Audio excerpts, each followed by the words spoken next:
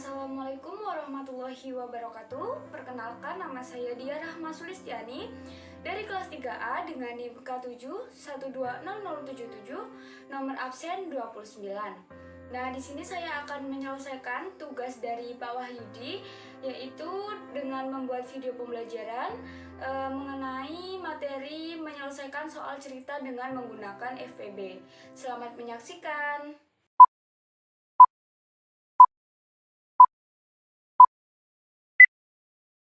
Sebelum kita memasuki ke materi penyelesaian dengan menggunakan FPB, di sini Ibu akan menjelaskan terlebih dahulu mengenai FPB. Nah, jadi sebelum memasuki FPB, kita harus tahu terlebih dahulu apa itu FPB, gimana cara penyelesaiannya, begitu ya. Nah, jadi yang pertama akan Ibu sampaikan yaitu sebelum kita mengetahui FPB, kita harus mengetahui apa itu faktor bilangan. Nah, jadi yang dimaksud dengan faktor bilangan adalah suatu bilangan yang mampu membagi bilangan lain dengan habis. Nah, jadi di sini itu bilangan yang dimaksud itu adalah anggota dari bilangan prima. Misalnya bilangan 3 dan 5 adalah faktor dari 15, dikarenakan 3 dikali 5 sama dengan 15. Nah, kemudian setelah kita mengetahui arti dari faktor bilangan, nah di sini kita harus tahu juga apa itu faktor persekutuan. Nah, yang dimaksud dengan faktor persekutuan adalah faktor yang sama atau bersekutu dari dua bilangan atau lebih. Nah, jadi setelah kita mengetahui apa itu faktor bilangan, apa itu faktor persekutuan, nah di sini kita dapat mengetahui apa itu faktor persekutuan terbesar.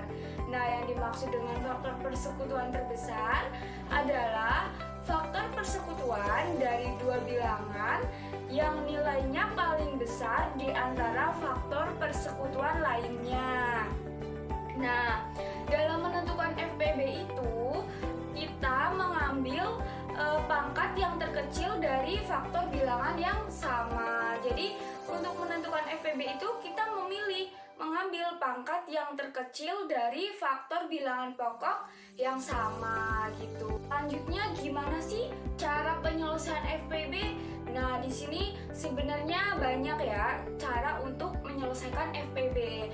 Namun pada video pembelajaran kali ini saya akan menerangkan 3 cara, yaitu yang pertama dengan menggunakan faktor persekutuan, yang kedua dengan menggunakan faktorisasi prima, dan yang terakhir yaitu dengan menggunakan Euclides. Nah, jadi nanti di sini saya akan membahas 3 cara untuk menyelesaikan FPB.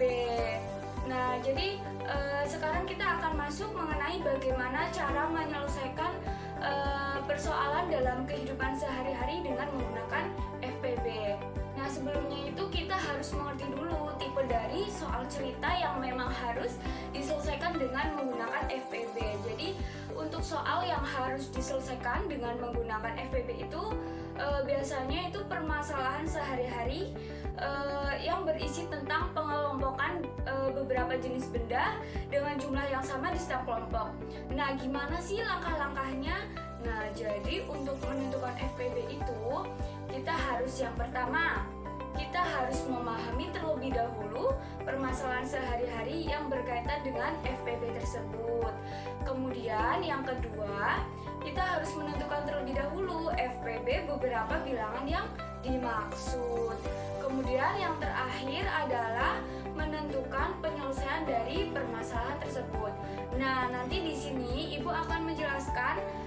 Jadi di sini nanti Ibu akan memberi contoh soal.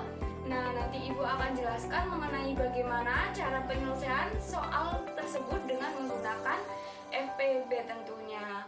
Nah, jadi bisa diperhatikan ya.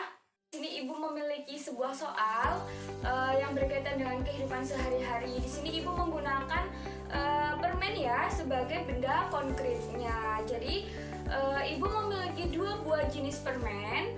Nah, yang ini rasa apel dan yang ini rasa anggur.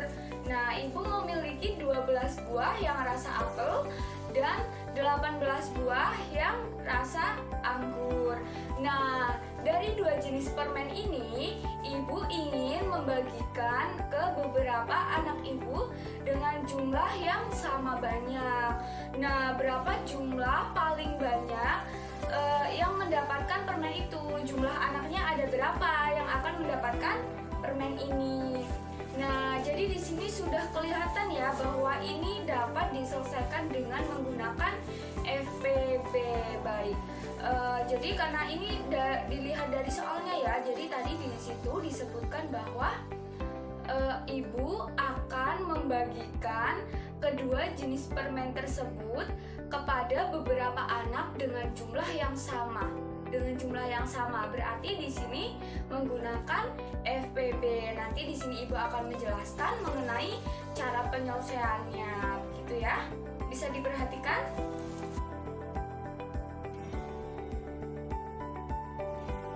Tadi sudah memperhatikan kan soal ceritanya, bahwa pada soal cerita tersebut diketahui bahwa ibu memiliki 12 buah permen rasa apel dan 18 buah permen rasa anggur. Nah, ibu ingin membagikan permen tersebut kepada beberapa anak dengan jumlah yang sama banyak. Nah, berapa jumlah anak yang akan menerima permen tersebut? Berarti soal cerita tersebut dapat diselesaikan dengan menggunakan FPB. Nah, yang pertama kita akan menggunakan cara faktor persekutuan. Nah, dengan cara menggunakan faktor persekutuan, yang pertama kita harus menentukan dulu faktor dari 12 dan 18. Nah, faktor dari 12 itu ada berapa aja ya? Ada 1, ada 2, ada 3, ada 4, ada 6, dan ada 12. Kemudian faktor dari 18 itu ada berapa saja ya? Faktor dari 18 itu ada 1, ada 2, ada 3, ada berapa ya? Ada 6, ada 9, dan ada 18. Nah, setelah kita mengetahui faktor dari 12 dan 18, selanjutnya kita mencari terlebih dahulu faktor persekutuan dari 18 dan 12. Faktor persekutuan itu artinya angka yang sama.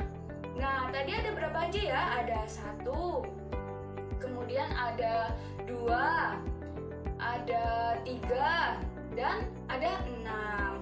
Setelah kita mengetahui faktor persekutuan, selanjutnya kita akan dapat menemukan FPB dari 12 dan 18. Nah, kalau FPB itu kan tadi adalah faktor persekutuan terbesar. Nah, berarti kita ambil dari faktor persekutuan yang nilainya paling besar. Tadi faktor persekutuannya ada berapa aja? Ada 1, ada 2, ada 3, dan ada 6. Berarti yang paling terbesar berapa ya? 6, betul. Jadi FPB dari 12 dan 18 adalah 6. Jadi jumlah anak yang akan menerima permen dengan jumlah yang sama itu ada 6 anak. Begitu ya.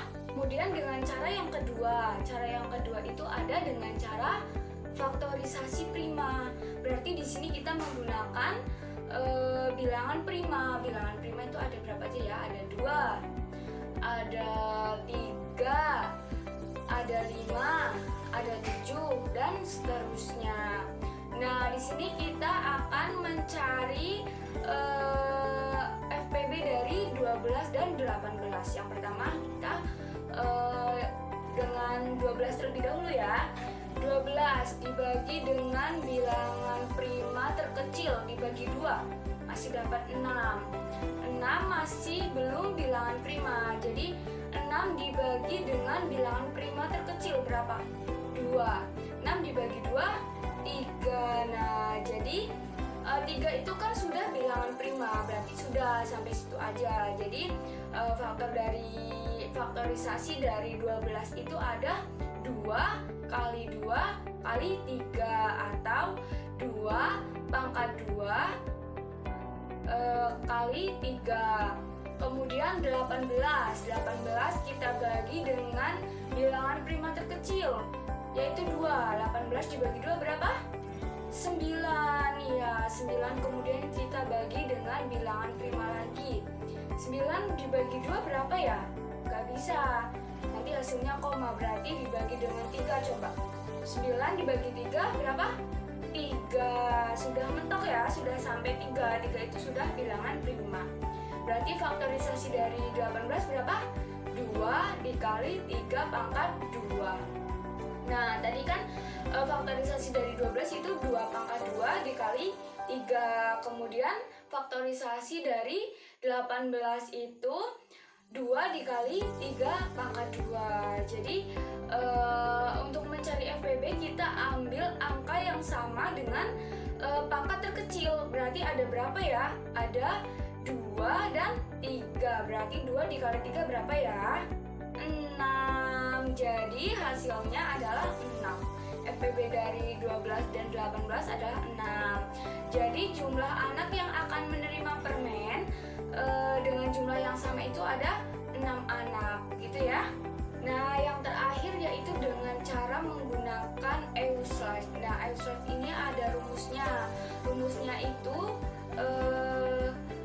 B, A dikurangi B, gitu ya. Nah, jadi faktor dari FPB dari 12 dan 18. Jadi nanti Ibu akan jelaskan melalui video. Nanti kalian bisa dipahami ya. Jadi nanti lewat video biar lebih gampang untuk memahami, gitu ya.